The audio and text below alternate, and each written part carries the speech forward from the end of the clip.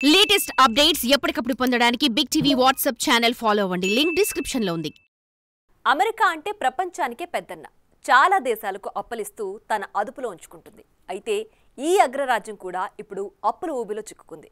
Dollar కూడా danger కండిషన్లో ఉంది. అమెరికాను క్రైసిస్ నుంచి ఎలా బయటపడాలో తెలియక ట్రంప్ తెగ టెన్షన్ పడిపోతున్నారు. ముఖ్యంగా బ్రిక్స్ దేశాల ప్లాన్ ట్రంప్ను మరింత చికాకుకి గురిచేస్తోంది. అమెరికన్ డాలర్కు ప్రత్యామ్నాయంగా మరో కరెన్సీని తీసుకురావాలనే బ్రిక్స్ ఆలోచనను మొగ్గలోనే తుంచేయాలని ట్రంప్ ఆరాటపడుతున్నారు. ఇంతకీ దీనిపై ట్రంప్ ఏం చేయబోతున్నారు? బ్రిక్స్ దేశాలను ఎలా ఎదుర్కోబోతున్నారు?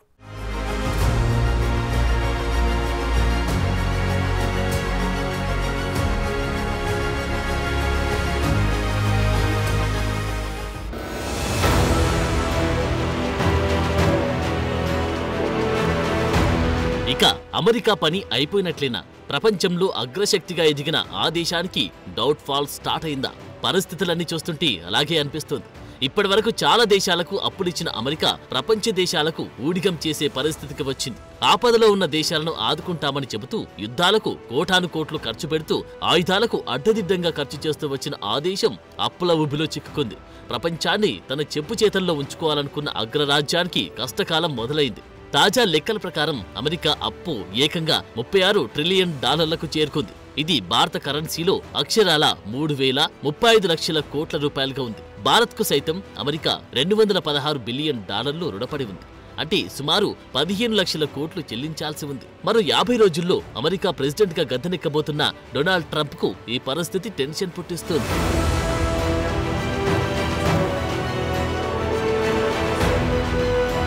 అసలే టెంపర్ గాయ్గా పేరున్న ట్రంప్ ఈ పరిస్థితిని చాలా సీరియస్ గా తీసుకున్నారు. అధికారంలోకి రాకముందే అమెరికాతో వ్యాపారం చేసే దేశాలకు ట్యాక్స్ల మోత తప్పదని వార్నింగ్ ఇస్తున్నారు. ఆ దిశగా కీలక అడుగులు వేస్తున్నారు. ముఖ్యంగా డాలర్కు ప్రత్యామ్నాయంగా బ్రిక్స్ దేశాలు తీసుకురావాలనుకుంటున్న మరో కరెన్సీపై ట్రంప్ నిప్పులు చెరుగుతున్నారు. అయోమయంలో పడిన అమెరికా ఆర్థిక పరిస్థితిని మెరుగుపరచడం కోసం ట్రంప్ సంచలన నిర్ణయాలు తీసుకోబోతున్నారు. ఇప్పటికే డిపార్ట్మెంట్ ఆఫ్ గవర్నమెంట్ ఎఫిషియన్సీ పేరుతో ప్రత్యేక విభాగాన్ని తీసుకొచ్చిన ట్రంప్ దానికి ప్రపంచ కుబేరుడు ఎలన్ మస్క్ ను చీఫ్ గా ఎంచుకున్నారు. మస్క్ నేతృత్వంలో అమెరికా ఆర్థిక వ్యవస్థను గాడిలో పడేయడానికి ప్లాన్లు గీస్తున్నారు. ఏ అంశాల్లో ఖర్చు తగ్గించుకోవాలనే దానిపై కసరత్తు చేస్తున్నారు.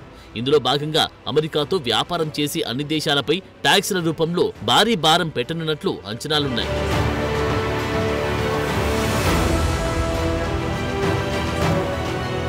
రాబోయే జనవరిలో డొనాల్డ్ ట్రంప్ ప్రెసిడెంట్ బాధ్యతలు చేపట్టిన తర్వాత ప్రపంచ దేశాలు అమెరికా నుండి సెకండ్ వేవ్ టారిఫ్ వార్ ను చూడొచ్చని నిపుణులు అంటున్నారు. అంతర్జాతీయ లావాదేవీల కోసం భారతదేశంతో సహా బ్రిక్స్ దేశాలు యుఎస్ డాలర్కు ప్రత్యామ్నాయంగా మరో కరెన్సీని తీసుకువస్తే 100% సుంకం విధించాలని ట్రంప్ తాజాగా బెదిరింపులకు దిగారు. అక్టోబర్లో జరిగిన బ్రిక్స్ సమావేశంలో డాలర్యేతర లావాదేవీలను పెంచాలని బ్రిక్స్ దేశాలు చర్చించిన నేపథ్యంలో ట్రంప్ కీలక వ్యాఖ్యలు చేశారు. బ్రిక్స్ లో బ్రెజిల్, రష్యా, ఇండియా, చైనా, దక్షిణాఫ్రికాతో పాటు మరికొన్ని దేశాలు కూడా ఉన్నాయి. ఇప్పుడు ఈ దేశాలన్నిటిపై ట్రంప్ మార్క్ ట్యాక్స్ పడే అవకాశం కనిపిస్తోంది.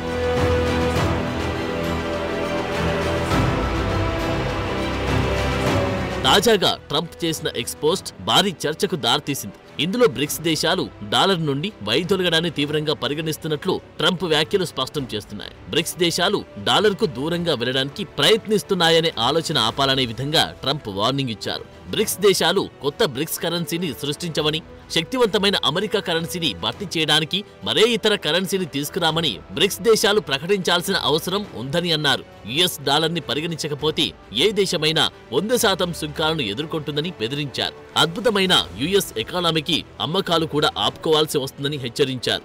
అలాగే డాలర్కి బదులు బ్రిక్స్ దేశాలు మరొక సక్కర్ని తీసుకొచ్చిన అంతర్జాతీయ వాణిజ్యంలో డాలర్ను మరొక కరెన్సీతో భర్తీ చేయలేరని ట్రంప్ వెల్లడించారు. ఒకవేళ డాలర్ బదులు ఇంకో కరెన్సీని తీసుకురావాలని ఏ దేశం ప్రయత్నించినా అది అమెరికాకు వేడుకోలు పలకాల్సిందే అని ట్రంప్ సంచలన వ్యాఖ్యలు చేశారు.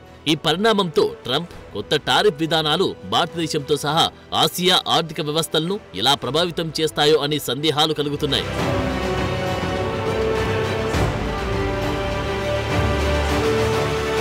బ్రిక్స్ దేశాలు బ్రెజిల్, రష్యా, ఇండియా, చైనా, దక్షిణాఫ్రికా ఉండగా ఇటీవల ఈజిప్ట్, ఇరాన్, సౌదీ, ఇథియోపియాలు కూడా చేరాయి. మరికొన్ని దేశాలు కూడా బ్రిక్స్ లో సభ్యత్వం కోసం ఆరాటపడుతున్నాయి. కాగా అక్టోబర్లో రష్యాలోని కజాన్లో జరిగిన శిఖరాగ్ర సమావేశంలో డాలర్కు ప్రత్యామ్నాయంగా మరో కరెన్సీతో లావాదేవీలను పెంచాలని బ్రిక్స్లో చర్చలు చేశారు.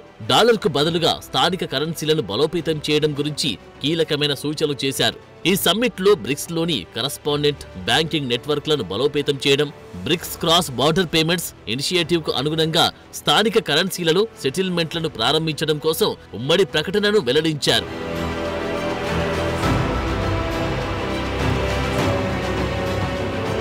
అయితే రష్యా అధ్యక్షుడు Vladimir Putin Belgium authority swift financial management సిస్టంతో పోటీ పడడానికి ఇప్పటివరకు ఎలాంటి ప్రయత్నాలు చేయలేదని బ్రిక్స్ సమ్మిట్ ముగింపులో పేర్కొన్నారు. భారత్ కూడా డీ-డాలరైజేషన్ కు వ్యతిరేకమని పేర్కొంది. అక్టోబర్లో భారత విదేశాంగ మంత్రి ఎస్ జయశంకర్ మాట్లాడుతూ డాలర్కు ప్రత్యామ్నాయాన్ని తీసుకురావడం భారతదేశ ఆర్థిక విధానంలో, దేశ రాజకీయ వ్యూహాత్మక విధానాల్లో భాగం కాదని స్పష్టం చేశారు. అయితే భారతదేశంతో వాణిజ్యం చేసే దేశాలు ఒకవేళ డాలర్లను తీసుకోకపోతే ఆ సందర్భాల్లో వాణిజ్య విధానాల వల్ల సమస్యలు తలెత్తితే పరిష్కార మార్గాలను పరిశీలిస్తామని కూడా చెప్పారు.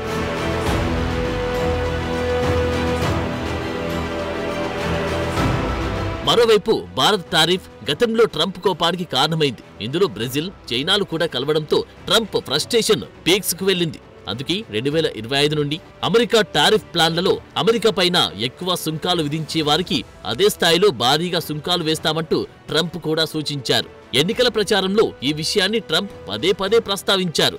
అమెరికాను మరింత సంపన్న దేశంగా మార్చి తన ప్రణాళికలో ఇది చాలా ముఖ్యమైన అంశమని ట్రంప్ స్పష్టం చేశారు. అమెరికా సాధారణంగా సుంకాలు వసూలు చేయదని, కానీ నా పాలనలో ఈ ప్రక్రియను ప్రారంభించానంటూ వ్యాఖ్యానించారు. 200% సుంకాన్ని చైనా వసూలు చేస్తుందని, బ్రెజిల్ కూడా బిగ్ చార్జర్ అని ట్రంప్ ఇటీవల వెల్లడించారు. ఇక భారత్ కూడా తక్కువేమీ తినలేదని, అమెరికాపై భారీ టారిఫ్ వేస్తుందని అన్నారు. అన్నిటికంటే పెద్ద చార్జర్ ఇండియా అని ట్రంప్ పేర్కొన్నారు. చైనా కంటే ఈ దేశాలు చాలా రకాలుగా ఎక్కువ వసూలు చేస్తున్నారని ట్రంప్ వ్యాఖ్యానించారు.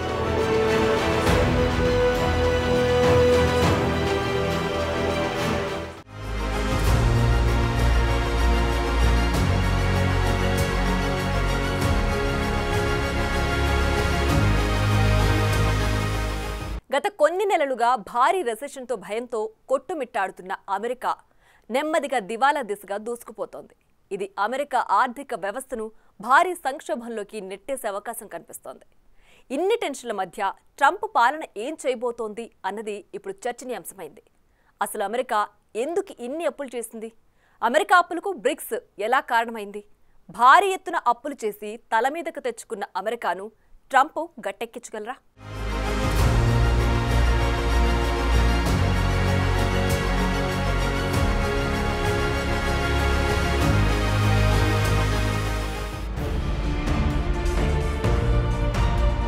కొన్ని నెలలుగా అమెరికా ఆర్థిక వ్యవస్థ చాలా బలంగానే ఉంది. అయితే అమెరికా ఎన్నికల్లో భారీ విజయం సాధించిన డొనాల్డ్ ట్రంప్ 2.0 పాలనకు అప్పుల సంక్షోభం ఎదురవుతుంది. ఇది జాతీయ ఆర్థిక వ్యవస్థను మరింత కుంగదీస్తుందని ఆందోళన పెంచుతున్నట్లు కొన్ని నివేదికలు స్పష్టం చేస్తున్నాయి. ఈ సంక్షోభం ఇంకొన్ని సంవత్సరాల వరకు అమెరికాను పట్టిపీడిస్తుందని అంచనాలున్నాయి. ట్రంప్ అధికారాన్ని స్వీకరించిన వెంటనే అమెరికా అప్పు దాదాపు 36 ట్రిలియన్లకు చేరుకుంటున్నట్లు తెలుస్తోంది. ట్రంప్ పాలనలో రాబోయే సంవత్సరాల్లో ఈ సంఖ్య మరింత పెరుగుతుందని అంచనాలున్నాయి. అందుకే తన పదవీ కాలంలో ప్రభుత్వ వ్యయాన్ని తగ్గించాలని ట్రంప్ ప్లాన్లు చేస్తున్నారు. కానీ ట్రంప్ ఆర్థిక ప్రణాళికలు రాబోయే సంవత్సరాల్లో జాతీయ రుణాన్ని భారీగా పెంచుతుందని కొందరు భావిస్తున్నారు. ప్రతి అమెరికన్ పౌరుడిపై $1,00,000 కంటే ఎక్కువ అంటే దాదాపు 91 లక్షల అప్పు భారం పడుతుందని అంటున్నారు. ప్రస్తుత నివేదికల ప్రకారం అమెరికన్ జాతీయ రుణం 36 ట్రిలియన్లు కాగా ఈ సంవత్సరం అది మరో 2 ట్రిలియన్ల పెరుగుదలను చూపిస్తోంది. ఇది రాబోయే కాలంలో మరింత పెరిగే అవకాశం కనిపిస్తోంది. గత కొన్ని దశాబ్దాలుగా అమెరికా అప్పులు ప్రతి సంవత్సరం భారీగా పెరుగుతున్నాయి. 2000 సంవత్సరంలో దాదాపు $5.7 ట్రిలియన్ అప్పు ఉండగా అది 2010 నాటికి $12.3 ట్రిలియన్, 2020 నాటికి $23.2 ట్రిలియన్ పెరిగింది. 2024లో జీడీపీ అప్పు నిష్పత్తి 128.3%గా ఉంది. దీనికి కరోనా మహమ్మారి ప్రధాన కారణంగా తెలుస్తోంది. కరోనా కాలం అమెరికా ఆర్థిక వ్యవస్థను భారీగా దెబ్బతీసినట్లు నివేదికలు చెబుతున్నాయి. దీంతో అప్పుల భారం అమాంతం పెరిగింది. కోవిడ్ మొదలైనప్పటి నుండి అమెరికా చెల్లించాల్సిన రుణాలు $16 ట్రిలియన్ పెరిగాయని నివేదికలు పేర్కొన్నాయి.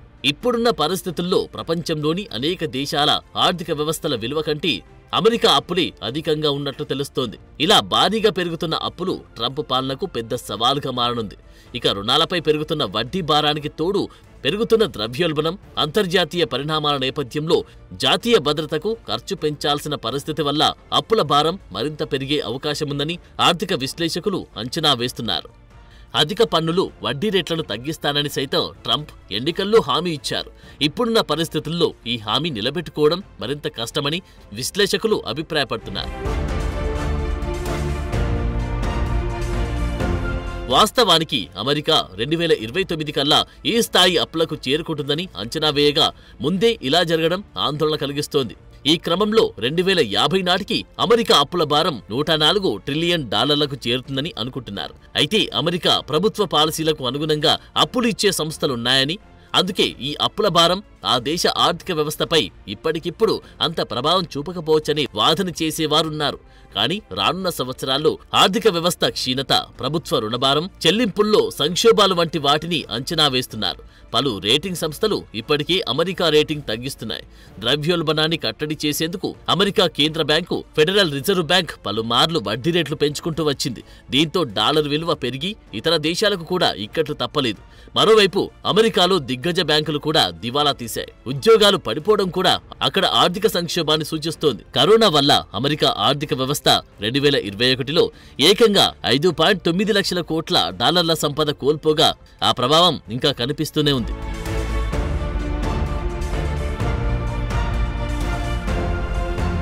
దీనికి తోడు గత కొన్ని సంవత్సరాలుగా రష్యా, చైనా వాణిజ్యంలో యుఎస్ డాలర్ వినియోగాన్ని తగ్గించడంతో పాటు యువాన్, రూబుల్ మారకంలో వాణిజ్యం ప్రారంభించడంతో ప్రపంచవ్యాప్తంగా అమెరికా డాలర్ ప్రభావం దెబ్బతింటోంది. ఫలితంగా అమెరికన్ డాలర్ విలువ సైతం పతనమవుతోంది. చైనా ప్రభుత్వాధికారిక పత్రిక గ్లోబల్ టైమ్స్ గత ఏడాది నివేదికలో యుఎస్ డాలర్ విలువ తగ్గిందని, చైనా, రష్యా మధ్య ద్వైపాక్షిక వాణిజ్యంలో 70% పైగా యునాన్, రూబుల్ మారకం ద్వారా జరుగుతున్నట్లు పేర్కొంది. గతేడాది మొదటి త్రైమాసికంలో చైనా, రష్యాల మధ్య ద్వైపాక్షిక వాణిజ్యం $53.8 బిలియన్ ఉండగా చైనా, యుఎస్ మధ్య $161.6 బిలియన్ చైనీస్ కస్టమ్స్ డేటా ఉంది. అంటే రష్యాతో చైనా వాణిజ్యం అమెరికాతో దాని వాణిజ్యంలో దాదాపు 30% సమానంగా ఉంది. అంతర్జాతీయ వాణిజ్య చెల్లింపులలో యుఎస్ డాలర్ను గోల్డ్ బ్యాక్డ్ స్టేబుల్ కాయిన్ భర్తీ చేయగలదని రష్యా భావిస్తోంది. అలాగే అమెరికా ప్రపంచ ఆర్థిక ఆధిపత్యాన్ని అతిపెద్ద ప్రత్యర్థి అయిన చైనా, అటు లాటిన్ అమెరికాలో అతిపెద్ద ఆర్థిక వ్యవస్థ అయిన బ్రెజిల్తో వాణిజ్యం, ఆర్థిక లావాదేవీలలో యుఎస్ డాలర్ను మధ్యస్థ కరెన్సీగా విడిచిపెట్టడానికి అంగీకరించాయని ఆ మధ్య కొన్ని వార్తలు వచ్చాయి. రెండు ఆర్థిక దిగ్గజాలు తమ కరెన్సీలలో ద్వైపాక్షిక వాణిజ్యాన్ని కూడా నిర్వహించాయి. యువాన్, రియాల్లను కరెన్సీని మార్పిడి చేసుకోవాలని తీర్మానించాయి. చైనా ఇటీవలి కాలంలో రష్యా, టర్కీ, పాకిస్తాన్తో సహా అనేక ఇతర దేశాలతో ఒకే విధమైన కరెన్సీ ఒప్పందాలను కలిగి ఉంది. ఇప్పుడు మరిన్ని దేశాలు ఈ లిస్టులో చేరుతాయి. ప్రపంచంపై యుఎస్ డాలర్ ఆధిపత్యాన్ని దెబ్బతీసే విధంగా ఇటీవలి కాలంలో పలు దేశాల మధ్య ఇంధన ఒప్పందాలు కూడా జరిగినట్లు నివేదికలున్నాయి. ఈ దిశగా భారత్ కూడా రష్యాతో ఒప్పందం చేసుకుందని వార్తలు వచ్చాయి.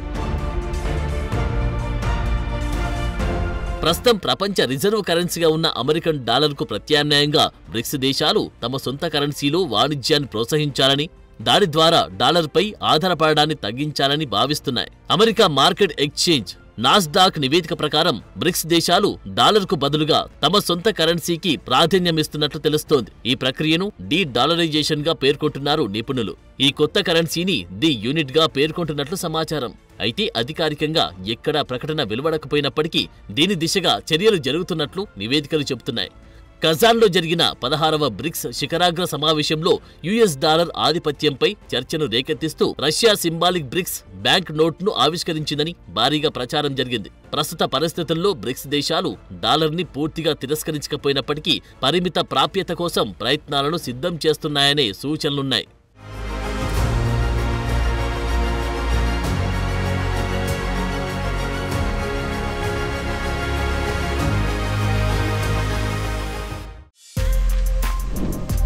For more videos like this, subscribe Big TV channel.